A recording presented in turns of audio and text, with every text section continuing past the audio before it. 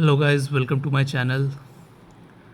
सो Nifty आज करीबन 400 point टूट गया।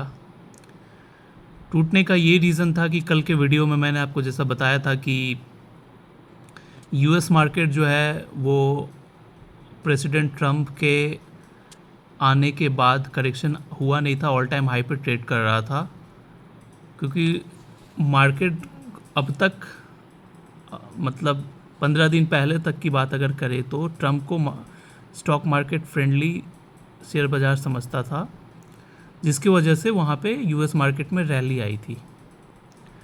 यूएस मार्केट में रैली आई थी और उनका जो इंडेक्स है नैस्डैक वो 20,200 पॉइंट का करीबन हाई लगाया था, ऑल टाइम हाई 15 दिन पहले तक। बट अभी जैसे आपने सुना होगा कि जब से डोनाल्ड ट्रंप ने शपथ लिया तब से वो ऐसे स्टेटमेंट दिए जा रहे हैं जो काफ़ी नेगेटिव हो है मार्केट के हिसाब से। मतलब मार्केट कभी भी ना सरप्राइज शॉक वगैरह कुछ पसंद नहीं करता। मार्केट जो होता है ना अनस्टेबल हो जाता है जब भी इस तरह का अनसर्टिनिटी आती है मार्केट में। तो जब से डोनाल्ड ट्रंप ने पोजीशन संभाला है तब से वो स्टेटमेंट्स वगैरह दिए जा रहे हैं जो कि मार्केट को नहीं पसंद आ रहा है, और मार्केट जो है वो टूटना स्टार्ट कर दिया। यूएस मार्केट की अगर बात करें तो यूएस मार्केट के भी जो ट्रेडर्स या जो इन्वेस्टर्स हैं उनको अब डोनाल्ड ट्रंप पे उनकी एक्टिविटीज़ की वजह से भरोसा नहीं हो रहा है उन पर। जैसे आपने सुना होगा कि अभी और ट्रेड टैरिफ वॉर वगैरह चल रहा है। मतलब जितने भी इंपोर्ट करता है अमेरिका फॉरेन से प्रोडक्ट्स वगैरह हो या सर्विस हो, उस पे वो टैरिफ्स वगैरह जो है वो इंक्रीज़ कर रहे हैं, जिसकी वजह से वहाँ के जो आपका फेड के जो चेयरमैन हैं वो उन्हें भी टेंशन हो गया है कि अगर टैरिफ वगैरह इंक्रीज़ होगा तो टैरिफ तो उसी चीज़ में लगता है जो उस पर्टिकुलर कंट्री जो होता है वो उसी सामान को इंपोर्ट करता है, जिसको अगर वो खुद से प्रोड्यूस करेगा तो वो महंगा हो जाएगा या फिर वहाँ पे वो चीज़ अनअवेलेबल है। तो अगर यूएस जो भी प्रोडक्ट्स वगैरह जो इंपोर्ट करता है, अगर वो उस चीज़ को टैरिफ इंक्रीज़ करेगा, इंपोर्ट ड्यूटी बढ़ाएगा, तो डैट मीन्स ये क्या इंडिकेट करता है कि वो पर्टिकुलर चीज़ जो है यूएस में वो महंगा हो जाएगा। अगर वो इंपोर्ट के रास्ते भी आता है तो महंगा हो जाएगा, और अगर वो कंट्री खुद से प्रोड्यूस भी करता है तो वो भी वो महंगा ही मिलेगा। तो इससे क्या होता है ना, इन्फ्लेशन बढ़ने का खतरा रहता है, और जब भी इन्फ्लेशन बढ़ता है तो शेयर बाज़ार जो होता है वो नेगेटिवली रिएक्ट करता है। इस कारण से अमेरिका में कल रात 500 पॉइंट नैस्डैक टूट गया। जैसा कि मैंने बताया था कि 20,000 से 19,000 के लेवल पे कल आ गया था। कल नहीं, परसों तक यूएस का जो मार्केट है 1,000 पॉइंट ऑल टाइम हाई से करेक्शन हुआ था। बट फिर वहाँ से कल क्या हुआ कि सडन सिंगल डे में ही 500 पॉइंट और करेक्शन हो गया। That means all time high से वहाँ करीबन 1500-1600 पॉइंट करेक्शन आ चुका है यूएस मार्केट में, नैस्डैक की अगर बात करें तो ये रीज़न था कि आज अपना मार्केट भी खुले तो थे अपन 100 पॉइंट डाउन, बट वहाँ से फिर फर्दर सेल ऑफ आता चला गया और 400 निफ्टी जो है करेक्शन हो गया, 400 पॉइंट डाउन चला गया। अभी अगर यूएस मार्केट 18,500 के आसपास टिक जाता है तो मे बी हमें यहाँ पे फिर फर्दर कोई डाउन टर्न ना मिले देखने को। लेकिन अगर वहाँ फर्दर सेलिंग आती है, 18,500 भी नहीं होल्ड कर पाता है और 18,000 17,000 अगर चला जाता है यूएस का नैस्डैक की अगर बात करें तो अपना मार्केट फिर ये 22,000 के लेवल भी तोड़ देगा। ये मे बी 21,000 या फिर वर्स्ट सिनेरियो में 20,000 भी जा सकता है अगर यूएस मार्केट यहाँ से और 10% टूटता है तो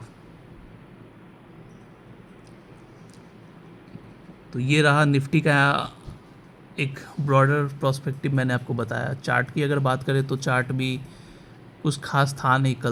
कल भी मैंने आपको बताया था कि चार्ट देखकर तो मार्केट वीक लग रहा है, फर्दर सेल ऑफ आ सकता है। अपसाइड तो बिल्कुल नहीं दिख रहा, जिस ट्रेजेक्टरी पे मार्केट चला गया है, हाँ डाउनसाइड ज़रूर दिख रहा है।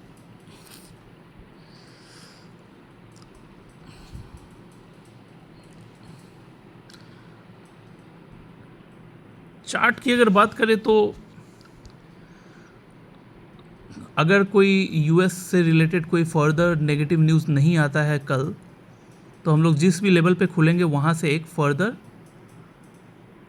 स्मॉल अपसाइड देखने को मिल सकता है हमें। जैसे कि आप जो लाइन देख रहे हो ऑलरेडी ये काफ़ी नीचे आ चुका है, -3.59 है। तो यहाँ से प्रोबेबिलिटी है कि अगर न्यूज़ नहीं रहता है, क्योंकि मार्केट अभी न्यूज़ के बेसिस पे ही रिएक्ट कर रहा है, तो अगर न्यूज़ नहीं रहता है ऐसा कोई नेगेटिव न्यूज़, तो कल ये कोशिश करेगा ऊपर जाने का, फिर हमारा भी थोड़ा बहुत 50-100 पॉइंट यहाँ पे मिल जाए मार्केट में ऊपर अपसाइड। और अगर न्यूज़ आता है तो फर्दर ये जो लाइन है ये नीचे चला जाएगा। ये लाइन मैंने -6 -7 तक देखा है जाते हुए।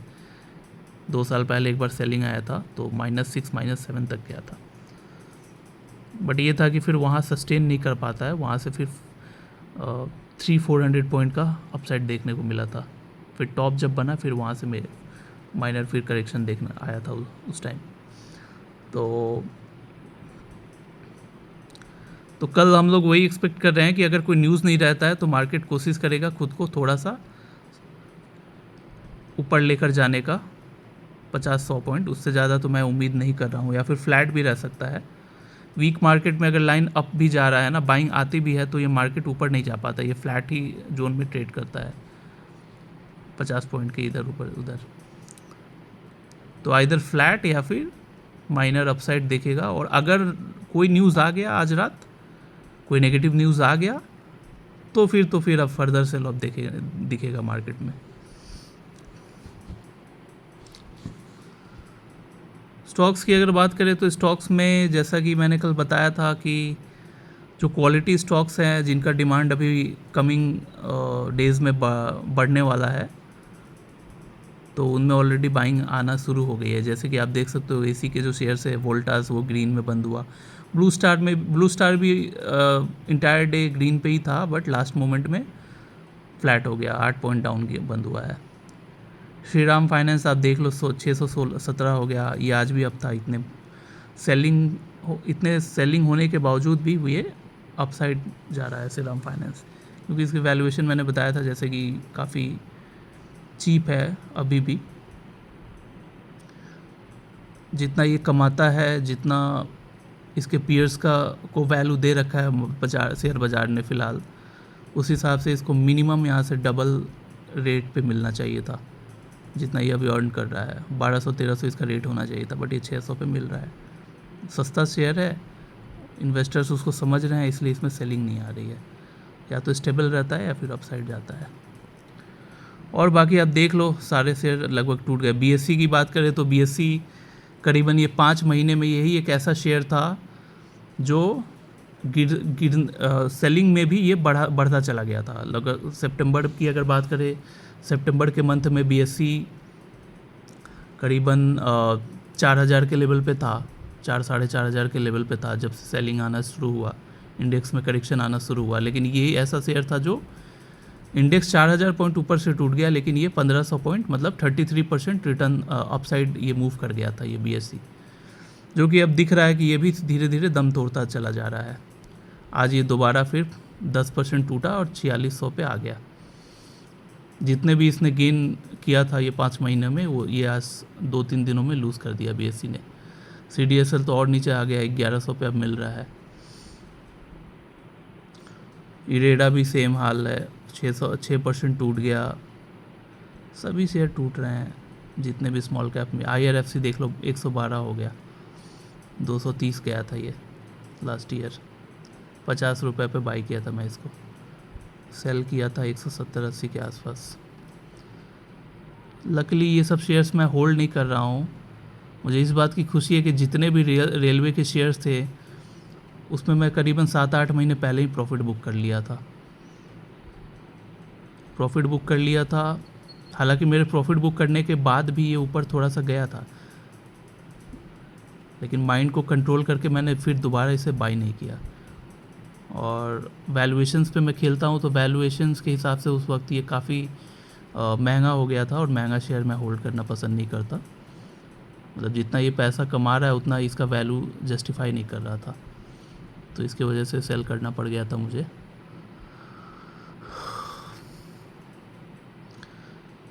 एक चीज़ है कि शेयर्स तो टूटे हैं, 10% 6% टूट रहे हैं, आप देख रहे हो। पोर्टफोलियो लेकिन 1% ही टूटा मेरा, क्योंकि मेरे शेयर्स में जो सेलिंग थी वो लगभग, मेरे जो होल्डिंग्स में जो सेलिंग थी वो लगभग अब ख़त्म हो चुकी है। और जो क्वालिटी शेयर्स है वो ऑलरेडी ऊपर जाना शुरू हो गया है, जिसकी वजह से मेरा पोर्टफोलियो इनफैक्ट एंडिंग के वक्त 7-8 हज़ार ही डाउन था, लेकिन लास्ट में लगता है ये कुछ मतलब लास्ट मोमेंट में कुछ शेयर्स ऊपर भाग रहे थे, तो उसके वजह से मेरा पोर्टफोलियो 7-8 हज़ार डाउन था। बट फिर क्या होता है कि 3:30 बजे जो क्लोजिंग रेट होता है ना, ये 3 से 3:30 के बीच जो एवरेज क्लोजिंग रेट रहता है ना, वो उस रेट पे क्लोज होता है वो पर्टिकुलर शेयर का भाव। तो उस एवरेजिंग की वजह से मुझे लगता है ये 21,000 हो गया है, वरना ये 7-8 हज़ार ही था आज। सिर्फ माइनर लॉस में ही गया पोर्टफोलियो। बट प्रॉब्लम ये है कि ऑप्शंस में मेरा घाटा जो है वो बढ़ गया है। कल करीबन 73-74 हज़ार लॉस में जो मैं था, वो अभी देख लीजिए, अभी कैलकुलेट कर देता हूँ, 95,000। और फरवरी मंथ का, क्योंकि मैंने एक और लॉट कल एग्ज़िट किया था, उसको वहाँ से फिर एडजस्टमेंट हुआ होगा, तो जिसके वजह से मेरा नेट जो लॉस है वो थोड़ा देखना पड़ेगा। अभी कैलकुलेट करके मैं आपको बताता हूँ।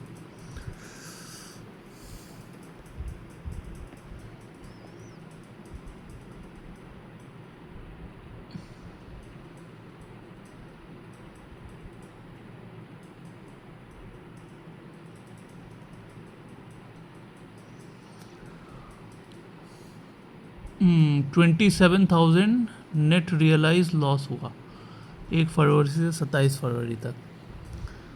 तो 27 प्लस 95 विच मीन्स 1,22,000। तो कल जो 73,000 लॉस था, वो आज बढ़ के 1,22,000 हो गया, विच मीन्स 50,000, 50,000 मेरा ऑप्शंस में आज लॉस जो है वो बढ़ गया, क्योंकि मार्केट जो है, निफ्टी जो है 420 पॉइंट टूट गया, तो लॉस मेरा आज काफ़ी बढ़ गया है। और ऑप्शन सी है जिसको लेके मुझे थोड़ा चिंता है फ़िलहाल, क्योंकि पोर्टफोलियो तो फिर भी रिकवर हो जाता है, वो तो मेरा पास्ट एक्सपीरियंस मैंने देख के रखा है। बट ऑप्शंस में जिस तरह का मूवमेंट हो रहा है, अगर यहाँ से और 2,000 पॉइंट टूटता है तो मुश्किल हो जाएगा, तब लॉस मेरा और ज़्यादा बढ़ जाएगा। तो मे बी मुझे कुछ डिसीजन लेना पड़ेगा, कुछ लॉट्स और कमा देने पड़ेंगे। जैसे कि पहले मैंने बताया था प्रीवियस वीडियोस में कि 7 लॉट में मैं काम करता था, 8 लॉट में काम करता था, उसको रिड्यूस करके 4 पे लेके आया हूँ ताकि लॉस मिनिमाइज़ हो। और अब लगता है इसको और रिड्यूस करना पड़ेगा, मे बी रिड्यूस करना पड़ेगा, या फिर मेरे को कुछ डिफरेंट स्ट्रैटेजी पे फिर फोकस करना पड़ेगा, क्योंकि सेलिंग तो लग रहा है जैसा जो हाल है कंटिन्यू रहेगा, और फिर उसका कोई सेंस नहीं बनता कि आपको पता है कि मार्केट नीचे जाएगा, फिर भी आप होल्ड करके ज़बरदस्ती बैठे हुए हो ऑप्शंस में।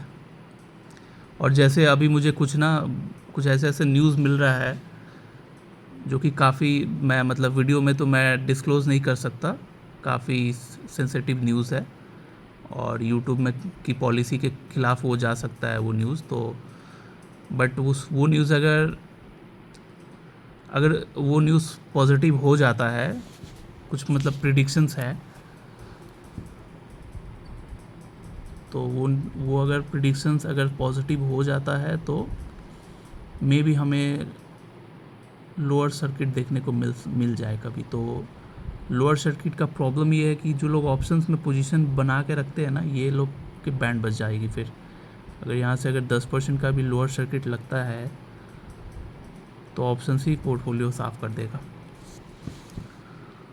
तो ऑप्शंस थोड़ा रिस्की है, होल्ड, खासकर होल्डिंग में अगर आप सोच रहे हो ना, होल्डिंग में अगर सोच रहे हो तो ऑप्शंस फ़िलहाल बाइंग साइड में रहना रिस्की हो गया है। जो भी होगा मैं आपको अपडेट करूँगा गाइस, क्योंकि रिस्क मैं मिनिमाइज़ करके चलूँ वही बेटर रहेगा फ़िलहाल।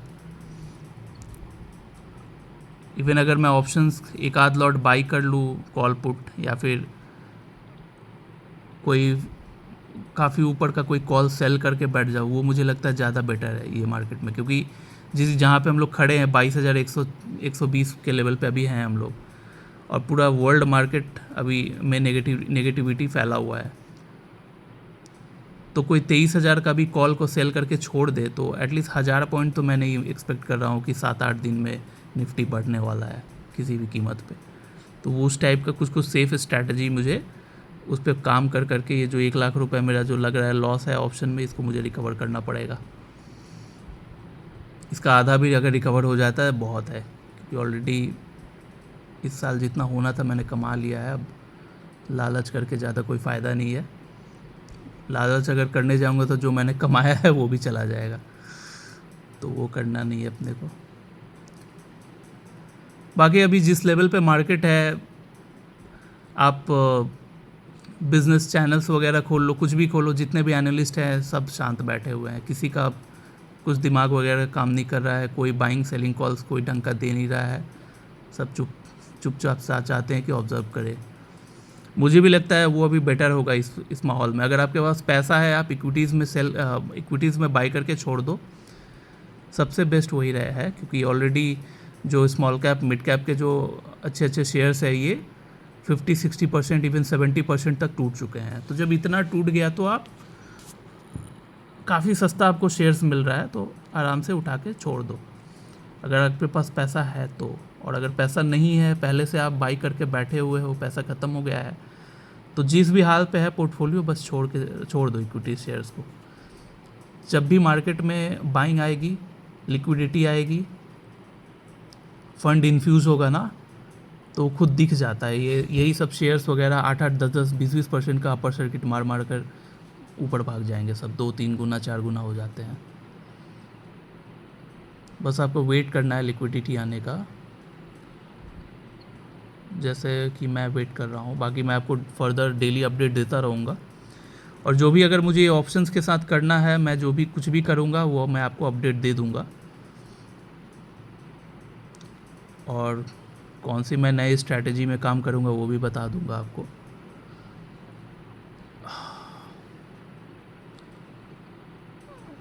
बाकी अब तो वीकेंड है, कल परसों तो मार्केट बंद रहेगा, और मंडे मार्केट कैसे खुलेगा, कैसे रिएक्ट करेगा, वो आज यूएस मार्केट किस तरीके से क्लोज़ होगा रात 2-2:30 बजे तक, वो डिसाइड करेगा। तो अगर आप लोगों में से कोई फॉलो करता है शेयर बाज़ार को, तो आप लोग यूएस मार्केट को देख सकते हो रात 2-2:30 बजे क्या क्लोजिंग दिया, या आज रात नहीं भी देखा तो आप कल परसों भी चेक कर सकते हो। ठीक है गाइस, फ़िलहाल तो कुछ बोलने को अभी है नहीं,